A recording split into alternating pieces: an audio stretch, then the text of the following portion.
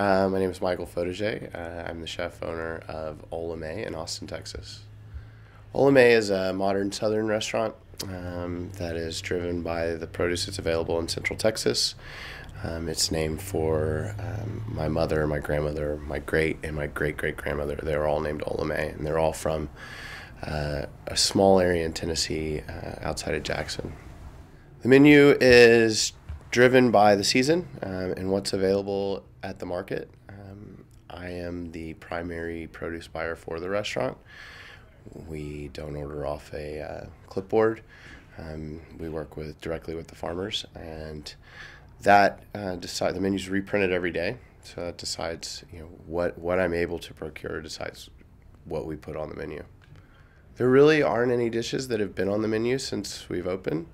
I would say that there are some classics like Hush Puppies that I'm serving here at Worlds of Flavor in the barrel room, but the idea is that the menu feels familiar but surprising and has these flavor profiles that people associate with the South, but at the same time maybe some technique or presentation that doesn't feel like they've seen it a million times. My philosophy around cooking is I cook food that I like. I cook food that typically has some kind of touchstone in my childhood or in my travels or in my experience in reading cookbooks or even talking to friends who are in the Southern genre of cooking. Austin as a market is an interesting place. Austin has already been so close to, or so far towards casual that one of the appeals of the city for the longest time was you could go to the nicest restaurant in town in a pair of shorts and a t-shirt. I would say that as it's grown over the last 10 years, it's moved away from that somewhat. People do dress up a little bit more when they go out. But at the same time, Austin in general is such a casual place. So within Olamaie, one of the ways that we one of the ways that we try to offer the opportunity to dine in a casual manner is we have a porch menu and we have a dining room menu. We offer both of them in it's a relatively small restaurant, about 2,000 square feet. But the porch menu is much less dramatic as far as presentation or touches on the plate, and the dining room menu is a little bit more thoughtful around kind of achieving a real experience throughout the meal. So as far as to really come back to the idea around casual, Austin is a casual place, therefore Olamaie is a casual restaurant in some ways, and we try to meet that on it with a special menu really devoted towards it in general. My culinary training began in Austin.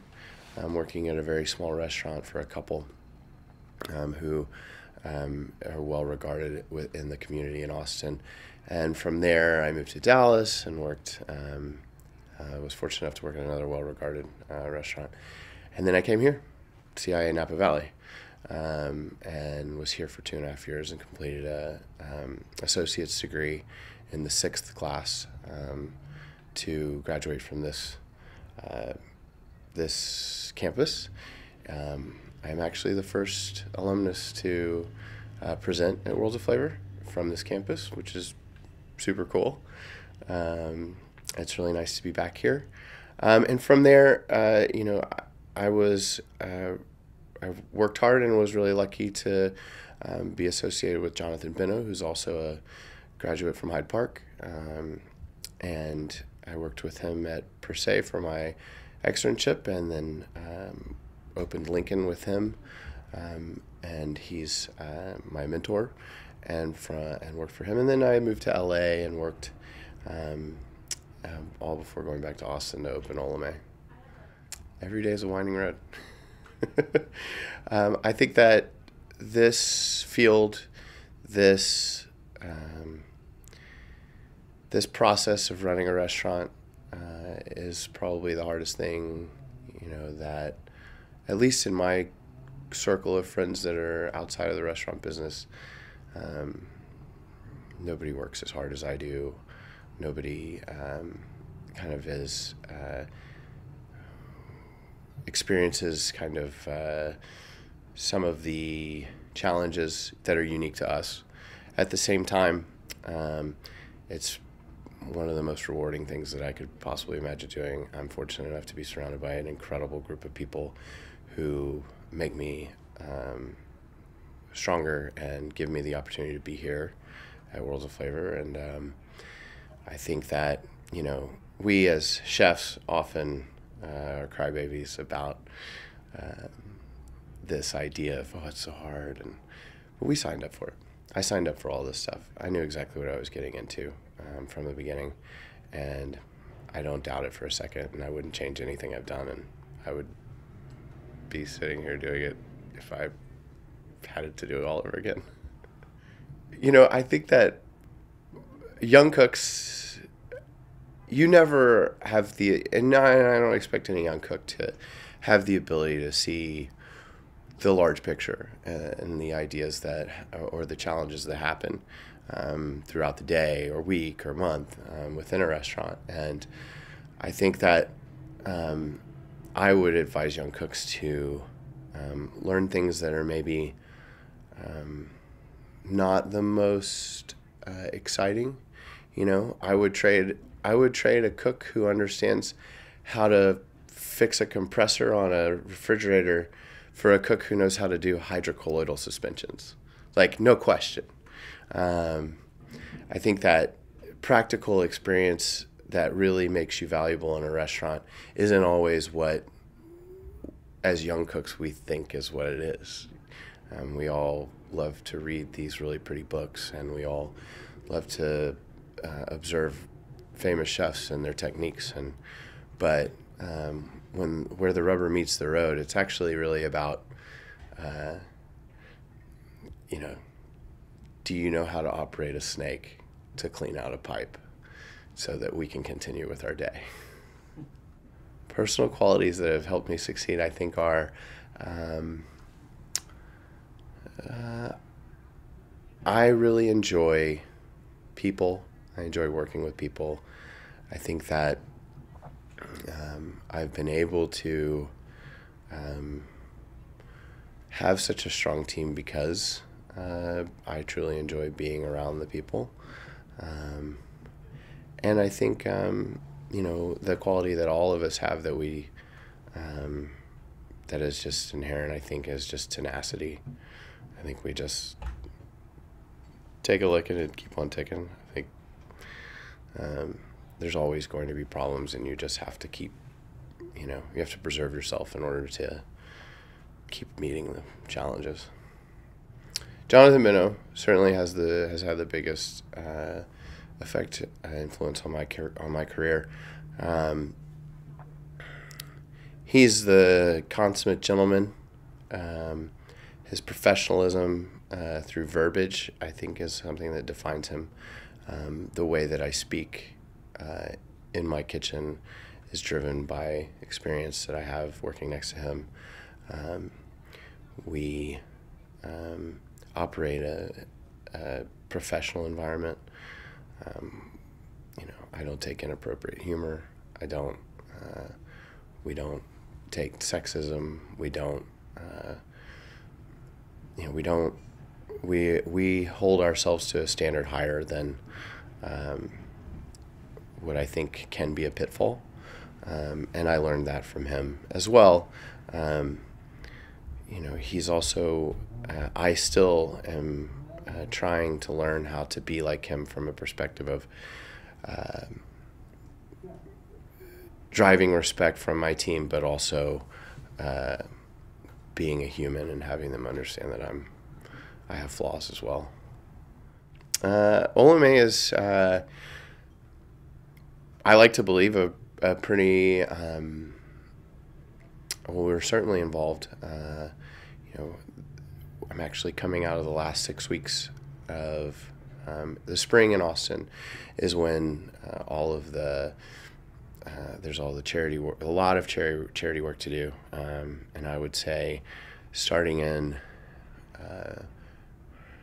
about mid-March through mid-May, we have a charity event where we're donating portions and time, probably twice a week, which is a lot.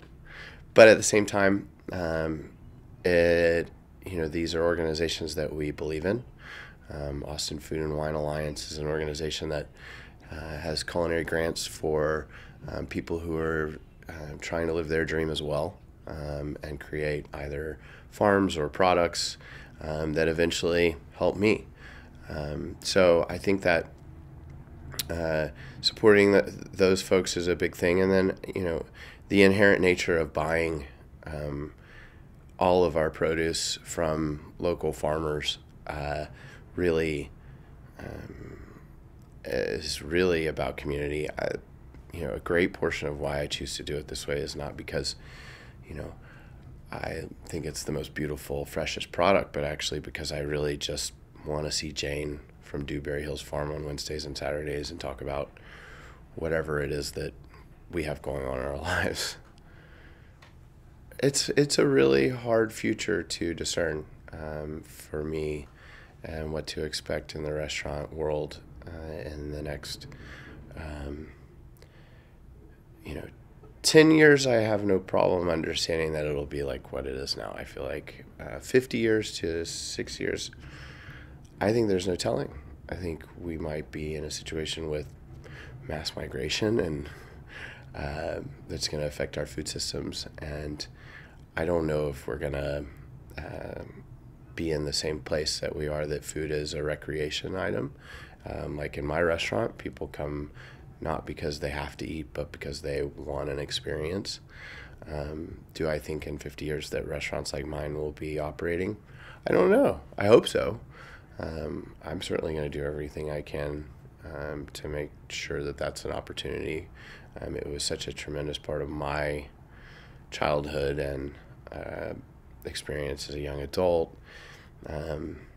But, in the short run, I think casual dining is going to continue to grow.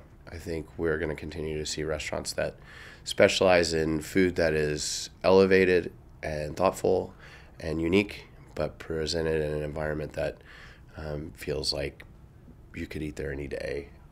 I think the white tablecloth is going to be reserved for restaurants that currently exist and maybe a couple newcomers, but I don't think that genre of dining is really what the public is really looking for. I see American food continuing to be the melting pot. I think it's going to continue to, the lines between cuisine will continue to blur. I think that in my genre, Southern food, it has changed. If we think about 10 years ago, and I'll use Southern food as my opportunity to illustrate the point, but if we look at Southern food 10 years ago, and what Paula Deen said about, Southern food's just fine and we don't need to change it, and Hugh Atchison said, no, we believe it should be evolving. And I think that if you talk to educators like John T. Edge, who says that Southern food is not necessarily about the past, but the future, and how the future affects what we perceive as the past and vice versa. So I think that we will continue to see flavors that are unfamiliar be combined with flavors that are familiar.